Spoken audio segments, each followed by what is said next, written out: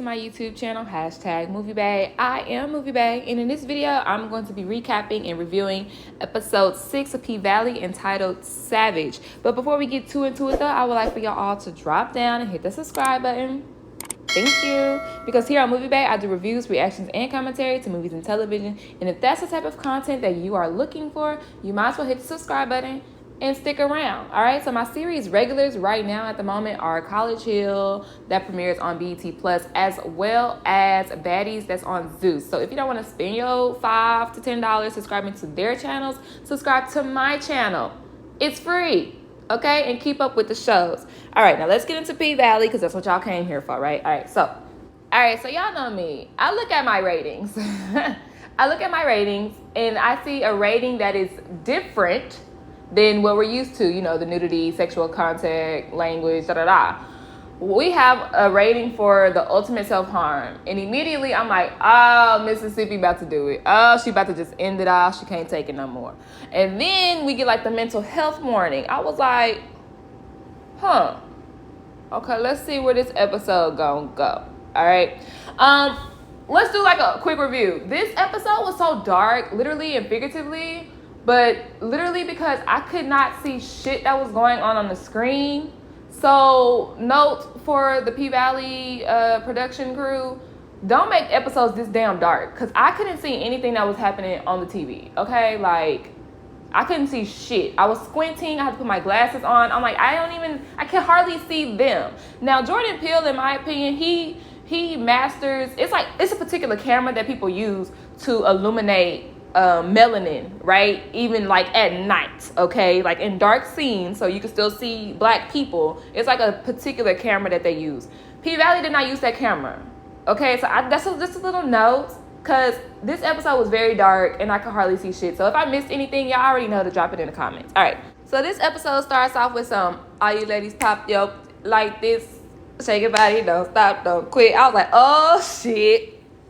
Just do it. Who is that? Do it. Is that Diamond? Do it. I was like, wait a minute now. Who is having sex right now? So Diamond and Big Bone are getting it on at Diamond's place, okay? And all the while, Diamond is picturing Keyshawn's face on Big Bone's body. The ultimate disrespect. I'm just saying. Anyhow. Big Bo can tell that his focus is elsewhere, okay? So after they get done having sex, she says something like, you always, I don't even know if I could talk like this on the internet. You always, coming in a condom, but she wants it in her mouth, okay? And he's like, nah, like, a smart dude, no, you got to protect your seed. You ain't about to put no hex on me. So, like, he is really into that, like, you don't get no pieces of me where you could take away because I already know the deal because I do the same shit. Okay, basically. Okay? And all the while they're talking, Big Bone is, like, walking around his apartment and she sees the ring that belongs to, I don't even know the dude's name at this point. The guy that killed in season 1, okay? The one who was after autumn, night, springtime, joy, okay? And she was like, yo, what's this? And he was like, it's for protection. And she was like, you don't look like the type of dude that needs any protection. So basically, fan theories, in my opinion, are right. We kind of feel like Big Bone is there. Oh, Montavious. Okay. We kind of feel like Big Bone is there, like, trying to uncover what happened to Montavious. Like, don't know if she's the police or if she's just, like a part of his crew or whatever. But she obviously has some ulterior motive because she starts questioning him about, well, why did you leave the pink? And I could tell that you have a lot on your mind. Like, you could tell it in your eyes. And it was some more uncomfortable, cringe sex talk. And I'm so happy the scene went off. And I'm happy they did not come back on the screen, okay? I do kind of want to talk about, so Miracle Watts is a model.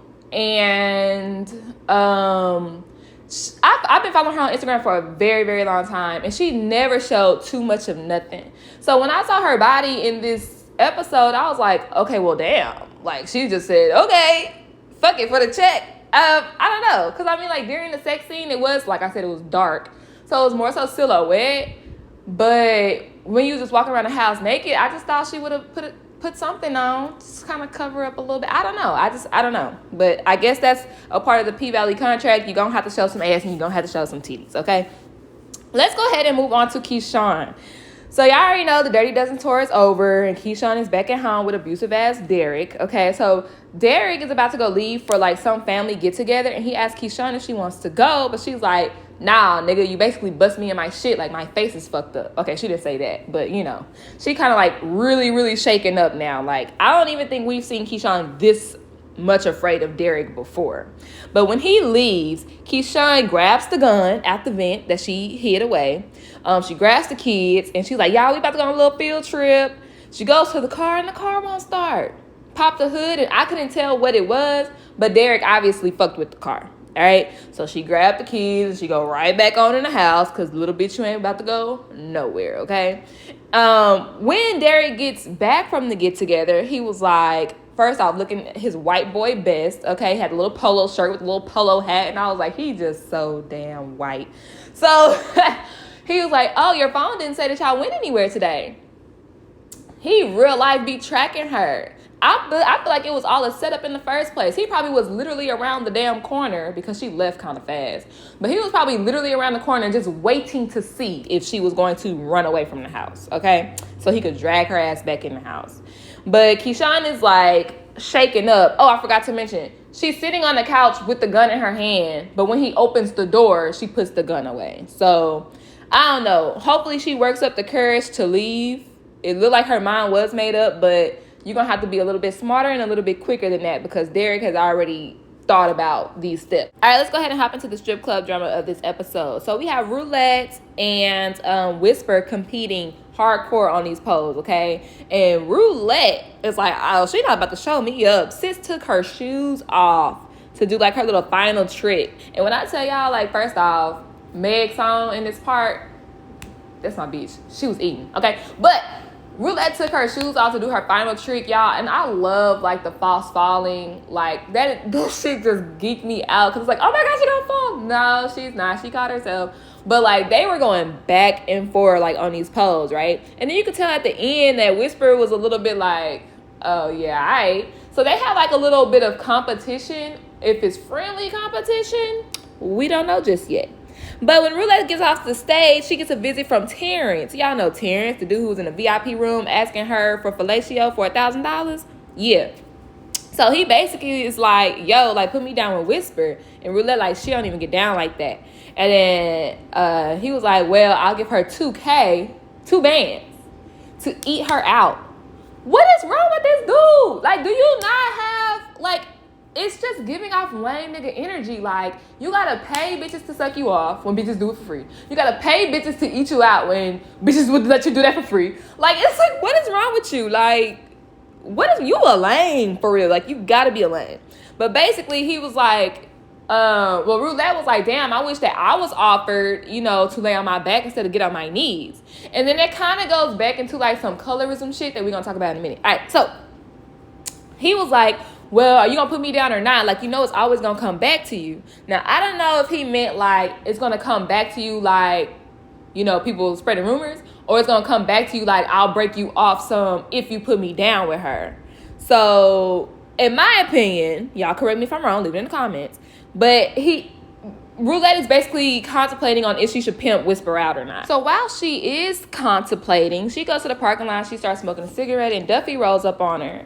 And, Duffy is basically just flirting with Roulette, saying how she's beautiful. And she was like, yeah, right. And he was like, you the most beautiful girl. And she was like, what, in the parking lot? And then, so we kind of just get an insight to Roulette's insecurities. Because literally 5 seconds or 5 minutes prior, you got her to like comparing, like, okay, I was offered $1,000 to get on my knees, but you gonna offer this light-skinned, great contact wearing ass bitch $2K to lay on her back so you can pleasure her? So it is kind of more like, like some colorism shit, like most favorable type shit. And then at the end of the day, she's like, look, Duffy, like, you cool or whatever, but I'm a hoe. Duffy was like, well, ain't that a coincidence? Bitch, I'm a hoe too. No cap. I was like, energy, okay? Flaws and all. Like, I'm not going to judge you because first off, that's the lifestyle Duffy in anyways. So he the last person you got to worry about judging. And then they kiss. We'll see where that goes. All right, so Uncle Cliff's storyline in this episode was very, very short. But Uncle Cliff sees Haley getting ready to go to some type of event because she got a fancy ass dress on, and y'all know she's still living at the Paint. So Big L goes in and turns the water off on her ass, and she hops out of the shower with some very bad acting, telling them to turn the water back on. Okay, she got to get dressed. Okay, Uncle Cliff is like, I gotta kill the bitch because y'all know Haley admitted to putting the Paint back on auction block. So he was like, I gotta kill the bitch. And then Big L like, nah, we got too much blood on our hands. And Uncle Cliff is like, well, this bitch ain't got enough blood on her hands. Like, and I agree. We need to blackmail Haley in some type of way. All right?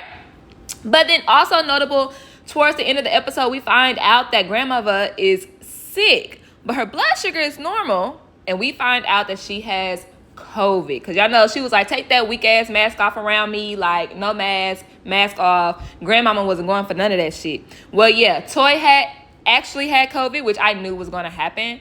But grandmama got it. And I pray that they do not kill off Loretta Devine in this season. Okay? Because she's funny. A great comedic relief. So let's go ahead and hop into Haley and Derek, since we were talking about Haley getting dressed for this black tie event. So yeah, I'm about to re-record Haley and Andre's storyline because for some reason I called Andre Derek this whole time. That shows how much I don't give a fuck about their story. Okay, so Andre. All right, so Andre's hosting a black tie event, basically to pitch his campaign to the townspeople or the people with the money, you know, with influence of Chuckalisa. So he mentions how he is for the casino, but he does want to give the money back to citizens in Chuckalisa. And he gets very light applause from people in the room. All right.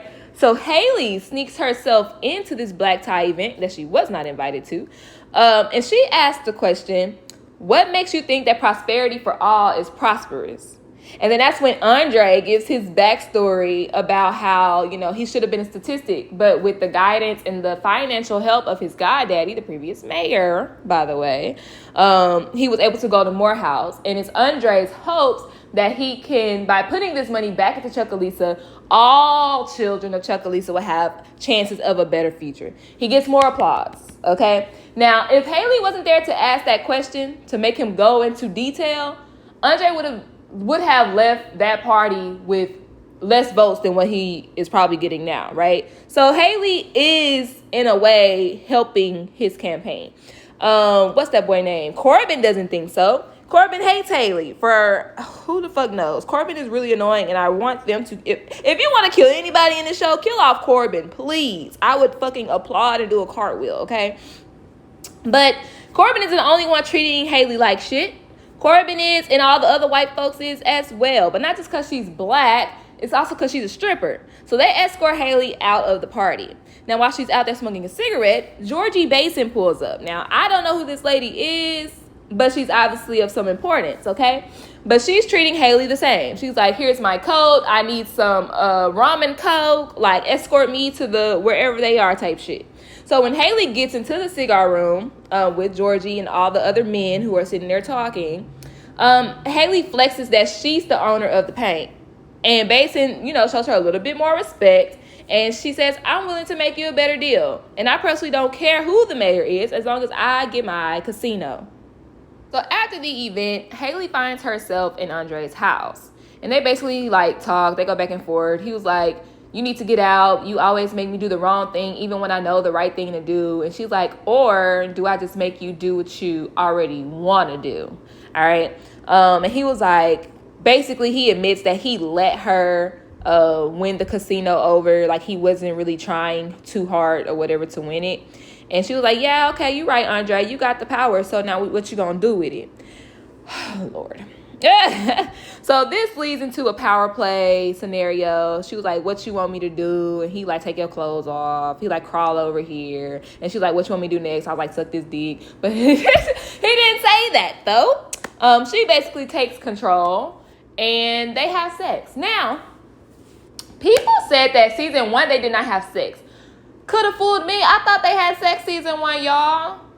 I thought they did. And if they did not, they were so close and so intimate that I thought they did. Because I'm not gonna lie, I remember being turned on by their scenes. Okay? But, so if this is their we're finally about to fuck scene, why was the best part of this scene Wale?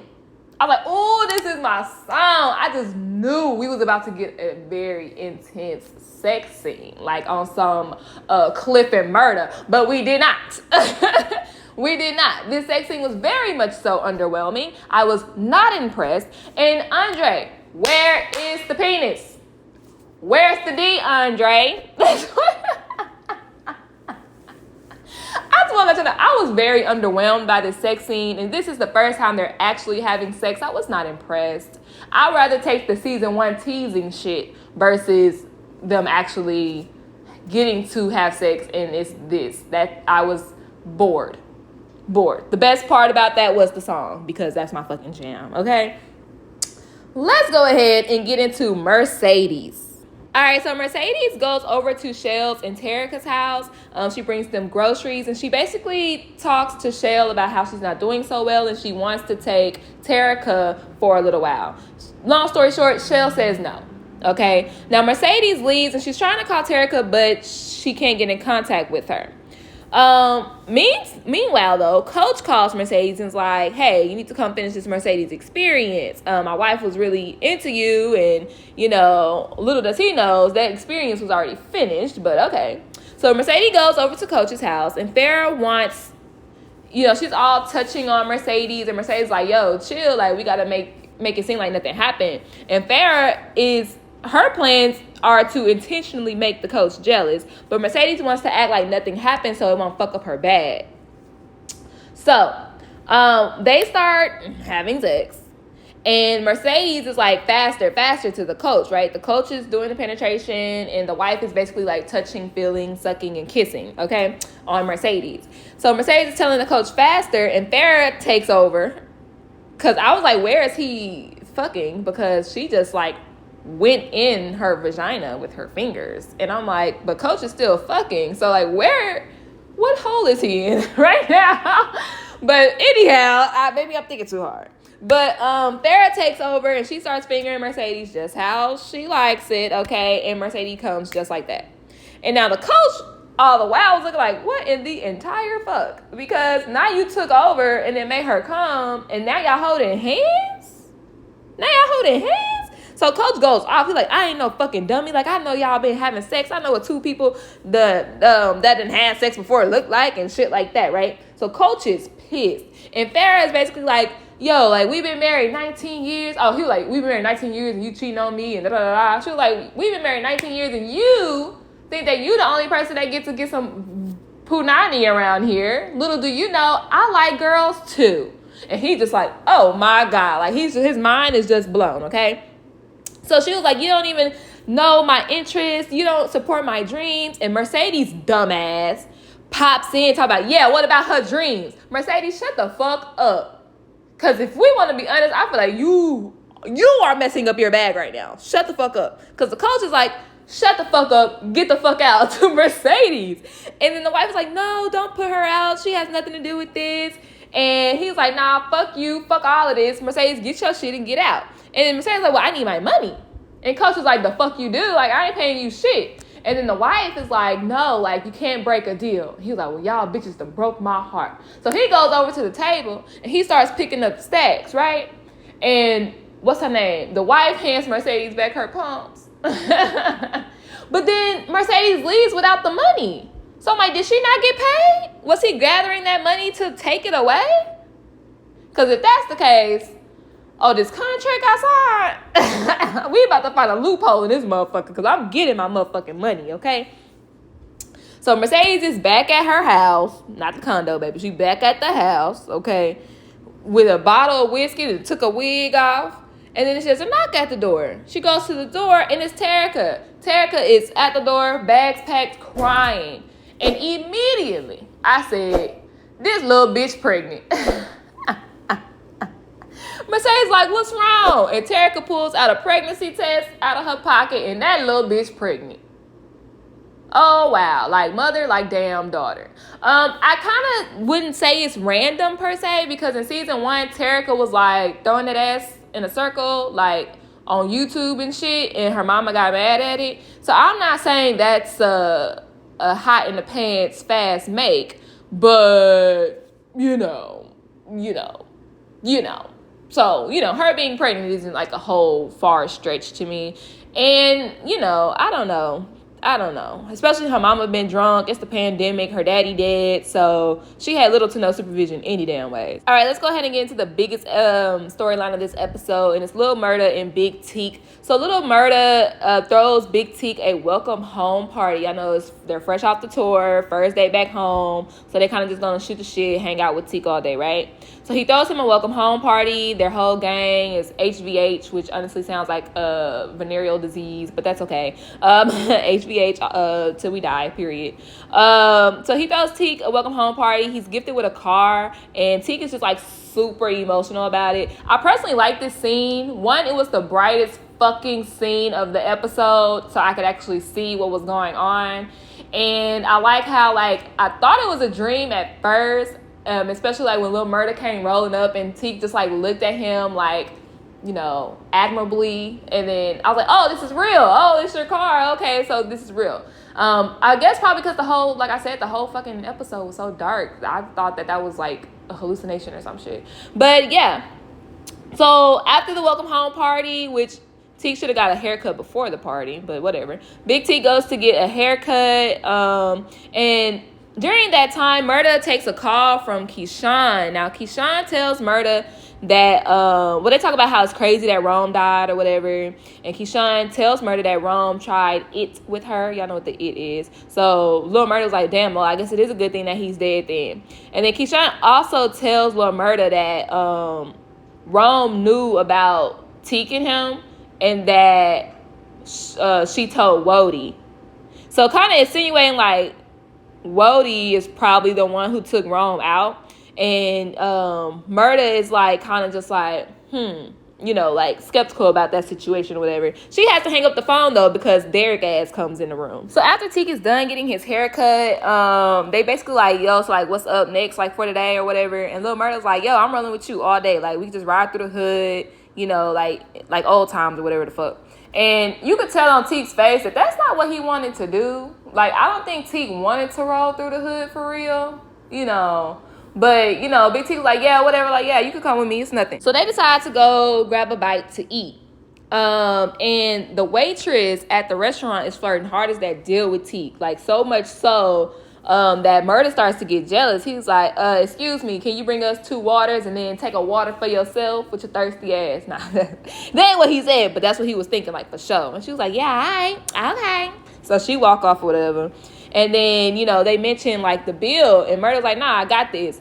And then they kind of, like, think about, like, oh, I never thought that we would actually get to do this, like, on the outside or whatever. So they reminisce about their first date, I guess, and when they were in prison in the supply closet with spaghetti and candles. Very resourceful they are. But then Big Teak mentions how, how Murda has moved on since then, and actually how the whole world has moved on. Because, like, Big Teak just got out of prison. So Big Teak asked Murda about Cliff, and Cliff was like, Teak was like, well, who is he? And then Murda was like, she. And then Teak was like, a she? He's like, well, that's what you're supposed to address them by or whatever. And so this part I had a problem with, bro. Murda literally goes into detail about how he feels about Uncle Cliff to a nigga that you were just intimate with. Who does that? Like, draw back some. Like, if anything, I would have just stopped at the, he's female presenting and that's it. Like, I wouldn't have gone into no damn detail about it. But Murda's like, she like eating a funnel cake once a year at the fair. She's like a solar eclipse. It's like, Bitch, you don't go into detail about that with your ex-boo and y'all just had sex. Like, murder is so toxic. Like, murder is so toxic. But anyhow, in the midst of that conversation, Murder is like, I fucked shit up. And then Tika's like, yeah, you have a habit of doing that. So Murder basically, like, in a way, apologizes to Big T, you know, because it's like, yeah, I fuck up a lot of things. I fuck up a lot of times or whatever. So he kind of apologizes, and Teak says that he's forgiven. I wouldn't have forgiven him. Because basically he was apologizing like, I shouldn't have had sex with you. You know what I'm saying? Like, I fucked up. And Teak like, yeah. But, you know, it's whatever. All is forgiven or whatever. So then, you know, they leave the restaurant. They go to the gas station. And Murder hears himself on the radio. They turn up, take some pictures with some fans. And once again, Teak is about to pop off on a nigga at the gas station who was, like, honking a horn at them, telling them to hurry up and get off the gas pump or whatever. Leave the gas station. They go back by Teak's old house, which is Trap House, all right? During that time, Wody calls Murder.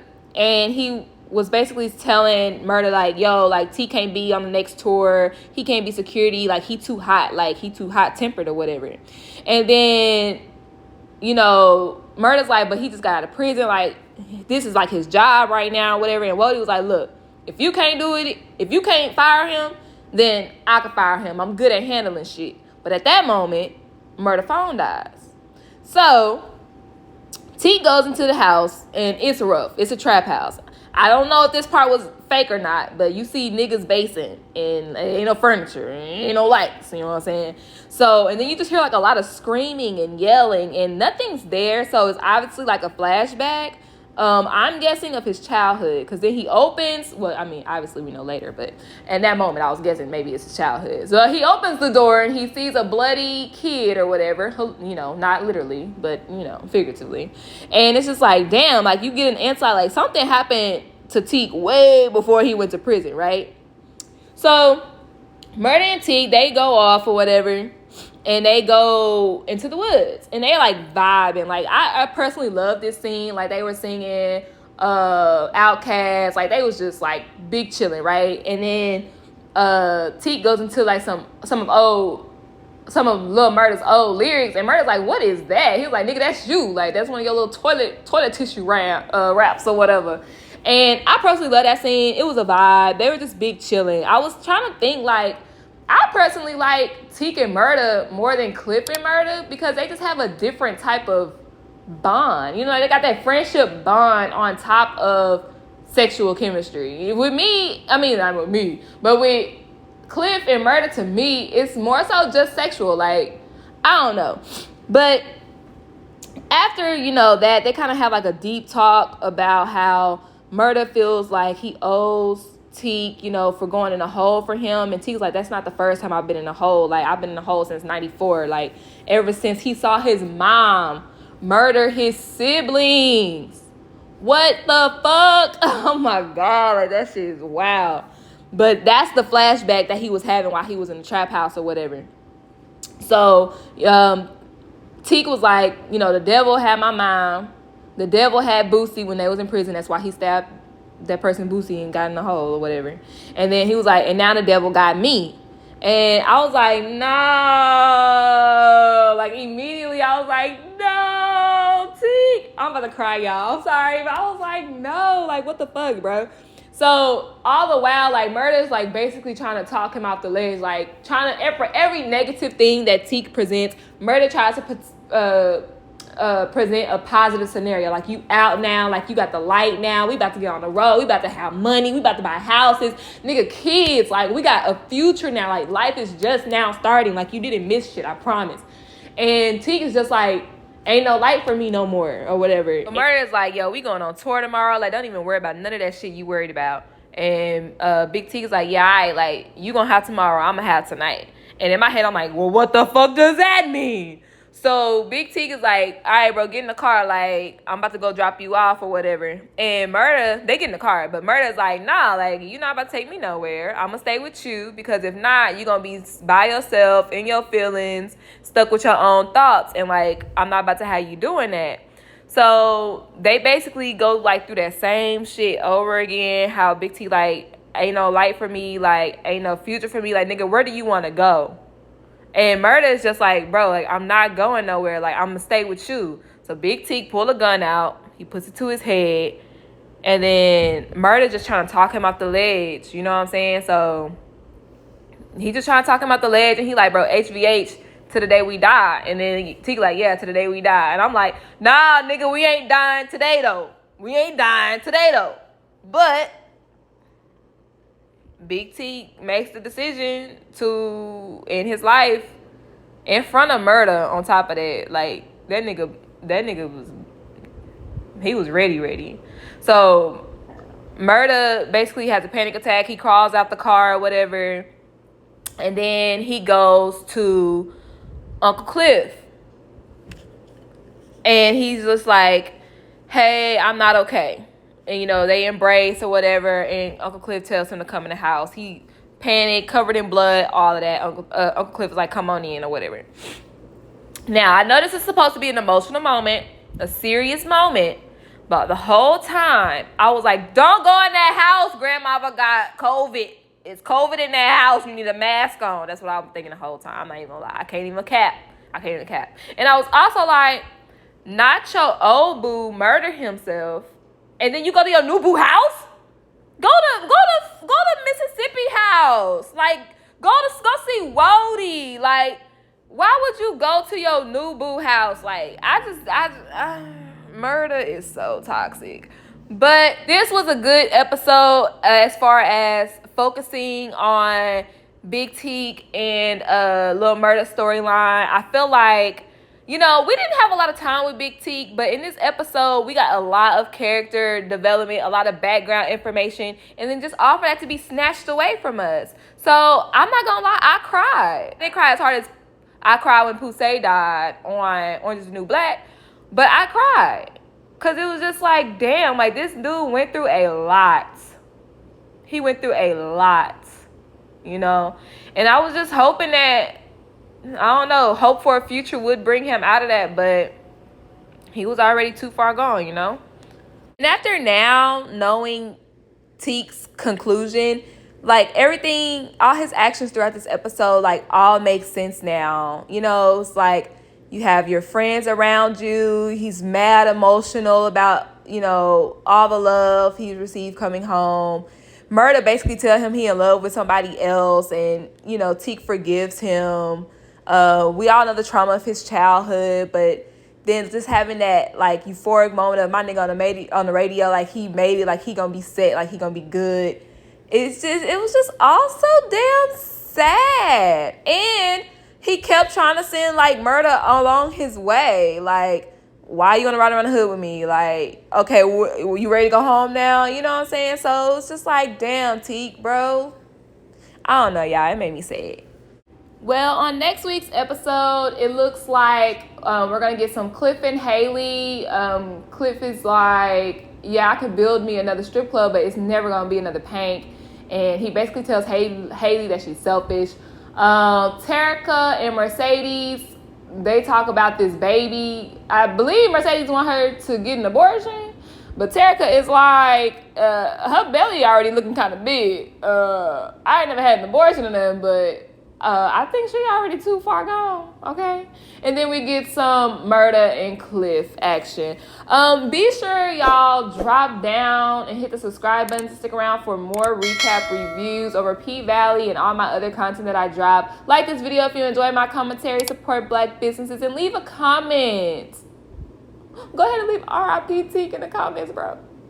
Okay, I'm sorry. All right, so I'll see y'all next time. All right, it's a date.